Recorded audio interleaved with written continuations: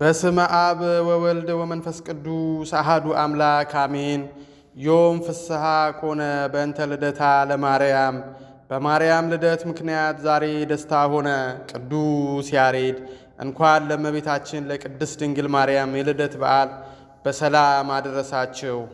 ከዚህ በመቀጠል የእመቤታችንን የልደት በዓል በሰፊው የምንመለከት ይሆናል። ሰብስክራይብ እና ላይክ በማድረግ እንድትጀምሩት በአክብሮት ጠይቃለሁ። ቅድስት ሐና እና ቅዱስ ኢያቄም እመቤታችን ቅድስት ድንግል ማርያምን በአድባረ ሊባኖስ ግንቦት አንድን ቀን ወለዷት። በዚያን ጊዜ ጠላታቸውን ለመሸሽ በስደት ላይ ስለነበሩ ምግብ አልያዙም። ስንቃቸውም ንፍሮና ጥራጥሬ ነበር። በዚህም የእመቤታችን ማርያምን የልደት በዓል በሕዝበ ክርስቲያን ዘንድ ንፍሮ እየተበላ ይከበራል። የነቢያቱ ትንቢት የተፈጸመበት የብሉይ ኪዳን ማብቂያ የሐዲስ ኪዳን መጀመሪያ ናትና ልደቷ ለሰው ልጆች ሁሉ ለሕያዋን ሁሉ ታላቅ የደስታ ቀን ነው። በንጽሕናዋና በቅድስናዋ ተደንቀው ሰማያውያን ቅዱሳን መላእክትም ያመሰግኗታል። ቤተ ክርስቲያን የቅድስት ድንግል ማርያምን ልደት በታላቅ ድምቀት የምታከብረው ከዚህ ታላቅ በዓል በረከት ረድኤትን እንድናገኝበት ነው። የክርስቶስ እናት ዛሬ ተወልዳለችና በሥርዓተ ቤተ ክርስቲያን መሠረት በቀናች በተዋህዶ እምነት ሆነን የድኅነታችን ምክንያት የሆነችውን ድንግል ማርያምንም እያመሰገንን ልናከብረው ይገባል። በመጻሕፍት አምላካውያት አስራው መጻሕፍትና በሊቃውንተ አበው አስተምህሮ የተነገሩ የእመቤታችን ቅድስት ድንግል ማርያም ንጽሕናዋን፣ ቅድስናዋን የሚመሰክሩ መወድሳት፣ ቅንያትና ዝማሪያት እንዲሁም በሰፊው የተገለጡትን ምስክርነቶች ስንመለከት እንዲሁ እንግዳ ደራሽ የተገኙ እንዳልሆነ አስተዋይ ሰው በቅጥነተ ሕሊና ቢረዳው የሚያውቀው እውነት ነው። ስለ ቅድስት ማርያም ሲነሳ በተለይም እመቤታችንን የማመስገን ማለት እርሷን እንደ ፈጣሪ መመልከት፣ ከዚያም ባለፈ እንደ አምልኮ ባዕድ አድርገው የሚመለከቱትና ያልታደሉ የዘመኑን ክርዳዶችና አረሞች ጸለየ ሰናያት በከንቱ ትጋት የሚያገለግሉ መናፍቃን ቁጥራቸውም ከጊዜ ወደ ጊዜ መብዛት በተጣመመ የሐሰት ትምህርታቸው እመቤታችን ቅድስት ድንግል ማርያም የምትመሰገንበትን ምስጋና መቃወም ዛሬ የተጀመረ ሳይሆን ቀድሞም የነበረ ነው። ቅድስት ቤተ ክርስቲያን ለእመቤታችን ድንግል ማርያም የምታቀርበው ምስጋና የመቃወም ነገር መሰረቱ ምንድን ነው ስንል የመጀመሪያው በክህደትና በኑፋቄ ትምህርት መወሰድ፣ ሁለተኛ ደግሞ የተስተካከሉ እና እንከን የሌለውን የቤተ ክርስቲያን አስተምህሮ ባለመረዳትና በስሜት መነዳት መሆኑን የምንመለከተው ነው። በኦርቶዶክሳዊት ቅድስት ቤተ ክርስቲያን ጥላ ስር ለተሰበሰቡ ክቡራን ምእመናን የቤተ ክርስቲያናቸውን አስተምህሮ በአግባቡ ከርቱዓን መምህራንና በቅዱሳት መጻሕፍት አማካኝነት ማወቁ በተለይ በዘመናችን ለሚዘራው የክህደት አስተምህሮ እንደ ጽድቅ ጋሻ ሆኖ የሚያገለግል ነው። በተለይ ስለ ወላዲተ አምላክ ድንግል ማርያም ስለሚሰጣት ክብርና ሞገስ ማወቅ ማለፊያ ነው። በዚህም እመቤታችን ቅድስት ድንግል ማርያም ለማመስገን የሚያስፈልግ መሠረታዊ ነገር ምንድን ነው? ለመሆኑ ሰው እንዲሁ ከመሬት ተነስቶ ለእመቤታችን ምስጋናና ክብር መስጠት ይችላልን? እመቤታችንን አለማመስገንና አለማክበርስ ውጤቱ ምንድን ነው የሚለውን በአጭሩ እንደሚመለከተው እንመለከታለን። ምስጋና ማለት ምን ማለት ነው? ምስጋና ሰብሃ አመሰገነ በሚል የሚተረጎም ሲሆን ለዚህም ሰብህዎ ለእግዚአብሔር ስብሐት አዲሰ፣ ለእግዚአብሔር አዲስ ምስጋናን አመስግኑ የሚለው ምስክር ነው። መዝሙር 95:1 ስብሐት ክብርንም ያመለክታል። አባ ሰብሃኒ በቅድመ ሊቃውንቲሆሙ ለእስራኤል። አሁን ግን በሕዝቤ ሽማግሌዎች ፊትና በእስራኤል ፊት እባክህ አክብረኝ። አንደኛ ሳሙኤል 15። በሌላም ቀደሰ ብሎ አመሰገነ፣ ለየ፣ መረጠ፣ አከበረ ይላል። ምስጋና ከፍ የሚያደርግና የሚያከብር ድርጊት ወይም ቃል ነው። በንግግር በቃልም በዜማ እና በድርጊት ሊቀርብ ይችላል። ምስጋና የባህሪና የጸጋ ተብሎ በሁለት ይከፈላል። የባህሪ ምስጋና ለእግዚአብሔር ብቻ የሚቀርብ ገንዘቡ የሆነ ማንም የማይወስድበት ነው።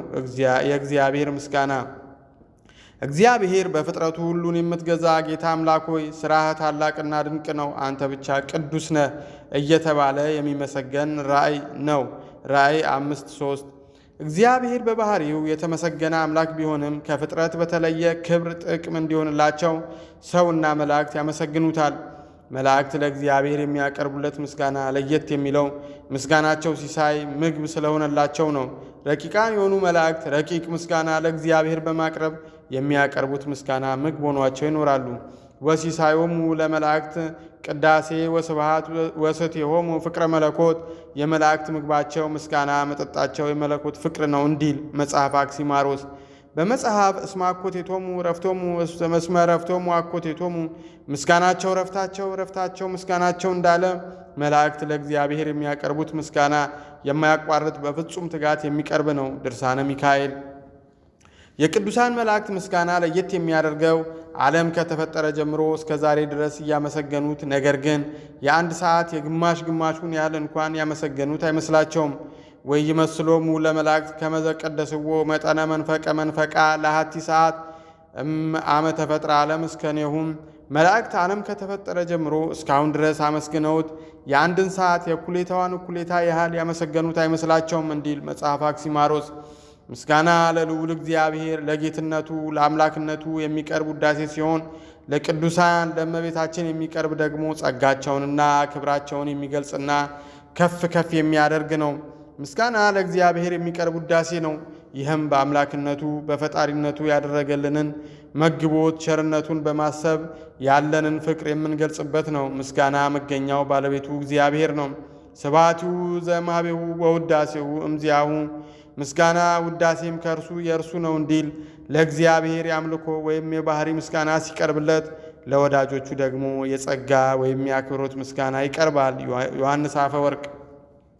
የጸጋ ምስጋና ደግሞ ቅዱሳንን በተሰጣቸው ክብርና ጸጋ መጠን የምናከብርበት ነው። የጸጋ ምስጋና የሚቀርብላቸው ቅዱሳን ስለ ክብራቸው በተመለከተ መጽሐፍ እንዲህ ሲል ይመሰክራል። ልጁ በብዙ ወንድሞች መካከል በኩር ይሆን ዘንድ አስቀድሞ ያወቃቸው የልጁን መልክ እንዲመስሉ አስቀድሞ ደግሞ ወስኗልና፣ አስቀድሞም የወሰናቸውን እነዚህን ደግሞ ጠራቸው፣ የጠራቸውንም እነዚህን ደግሞ አጸደቃቸው፣ ያጸደቃቸውንም እነዚህን ደግሞ አከበራቸው። ሮሜ 8:30። በሌላም መፈራት ለሚገባው መፈራትን፣ ክብር ለሚገባው ክብርን ስጡ ተብሏል። ሮሜ 13። ቅዱስ ዳዊትም እንዲህ በማለት ስለ ክብራቸው መስክሯል። አቤቱ በእኔ ዘንድ ወዳጆችህ የተከበሩ ናቸው፣ ከቀደሙት ይልቅ ይጸናሉ፣ በቁጥራቸውም ከአሸዋ ይልቅ ይጸናሉ። መዝሙር 138:17። ስለ ምስጋና ያነሳነው ለቅዱሳን በተለይ ለእመቤታችን ቅድስት ድንግል ማርያም የምናቀርበው ምስጋና ክብር አንድ ሰው በትክክል ለመረዳትና ለመቀበል ከዛም ባለፈ ለማመስገን የሚያስፈልግ መሰረታዊ ነገር ለማየት መነሻ እንዲሆነን ነው።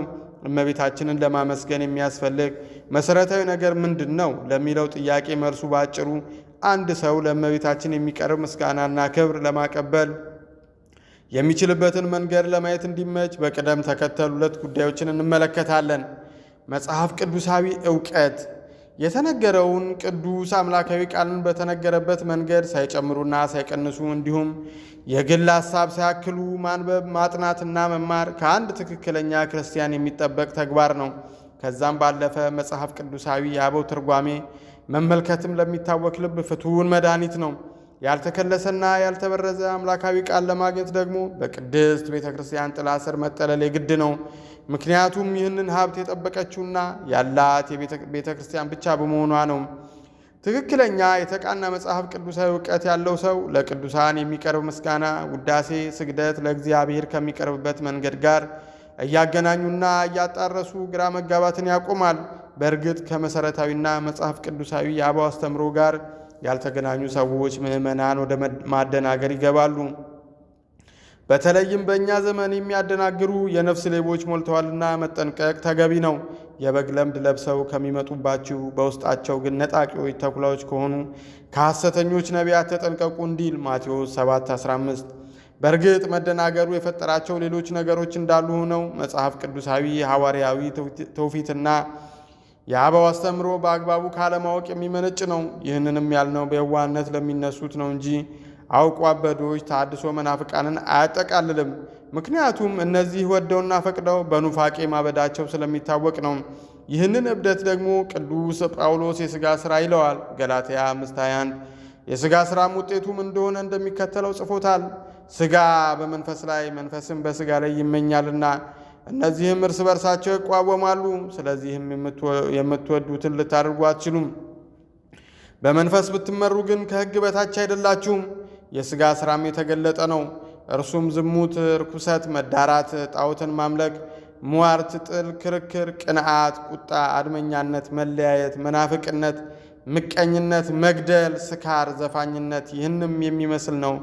አስቀድሜም እንዳሉ እንደዚህ ያሉትን የሚያደርጉ የእግዚአብሔር መንግሥት አይወርሱም። ገላትያ 5:18 ጌታችን መድኃኒታችን ኢየሱስ ክርስቶስ በወንጌለ መንግሥቱ መጻሕፍት እና የእግዚአብሔርን ኃይል አታውቁምና ትስታላችሁ በማለት እንዳስተማረው ቅዱሳት መጻሕፍትን በአግባቡ አለማወቅ ለስህተት የሚዳርግ ነው። ስለ እመቤታችንና ቅዱሳን የተሰጣቸውን ክብር ለማወቅ ሁነኛ መድኃኒት ቅዱሳት መጻሕፍትን ማወቅ ነው። ለምሳሌ የተቃና መጽሐፍ ቅዱሳዊ ዕውቀት የሌለው ሰው የቅዱሳን አማላጅነትና የክርስቶስ ቤዛነት በማምለክና በማክበር መመሳሰል ያለው ተዛማችነትና ልዩነት ይምታታበታል።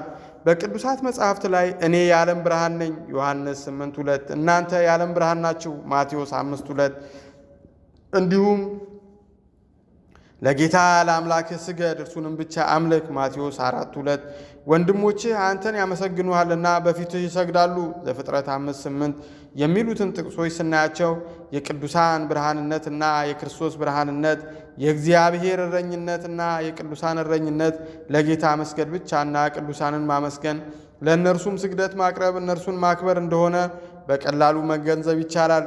ስለ ማምለክና ማክበር የተነገሩበትን መንገድ ካልተገነዘብ ለብዙ ክህደት መዳረጉ አይቀሬ ነው። ጽሑፈ መጻሕፍት ቅዱሳን በአግባቡ አለማጥናት እና አለመማር ስለ ማምለክና ስለ ማክበር ለመለየት ያስቸግራል። ወደ ቀድሞ ነገር እንመለስና እመቤታችንን ማመስገን፣ ምስጋና ማቅረብ እመቤታችን ማምለክ አይደለም፣ ክብሯን መናገርና መመስከር። እመቤታችንን ፈጣሪና አምላክ አድርገን ቆጥረናት ማለት አይደለም። ልዑል እግዚአብሔር ለአብርሃም የሚባርክህን እባርካለሁ፣ የምድር ነገዶች ሁሉ ከአንተ የተነሳ ይባረካሉ ያለውን ስናይ የሚባርክህ እንጂ የሚያመልክህን አላለም። ምክንያቱም መባረክ ማመስገን ማክበር ነውና። ወንድሞች አንተን ያመሰግኑሃል በፊቱም ይሰግዱልሃል ተብሎ እንደተጻፈ አንድ ሰው በቅን ልቡና ቢመለከት እመቤታችን ቅድስት ድንግል ማርያም አብርሃምና ይሁዳ ሲመሰገኑ ስለ እነርሱ ምስጋና ሲነገር በማየት እመቤታችንን እንዴት ከይሁዳና ከአብርሃም አሳንሶ ይመለከታል? ታዲያ እመቤታችንን ማመስገን ወንጀል ነው ወይስ ከአብርሃም እያሳነሷት ነው? እግዚአብሔር እንዲህ አይነቱን ከንቱ ሐሳብ ያርቅልን። ከእመቤታችን ከቅድስት ድንግል ማርያም ከበዓለ ልደቷ ረድኤት በረከት ያሳትፈን። በዓሉን የሰላምና የጤና የፍቅርና የአንድነት ያድርግልን። መላው ሕዝበ ክርስቲያን ኦርቶዶክሳውያን ሁሉ በደስታና በፍቅር የምናሳልፈው ያድርገን ለዘላለሙ አሜን። ይቆየን። ምንጭ ማኅበረ ቅዱሳን። እንዲህ አይነት መንፈሳዊ ምንባባት እንዲደርሳችሁ ይህን ቻናል ሰብስክራይብ እና ላይክ በማድረግ እንድትጀምሩ በአክብሮት እጠይቃለሁ።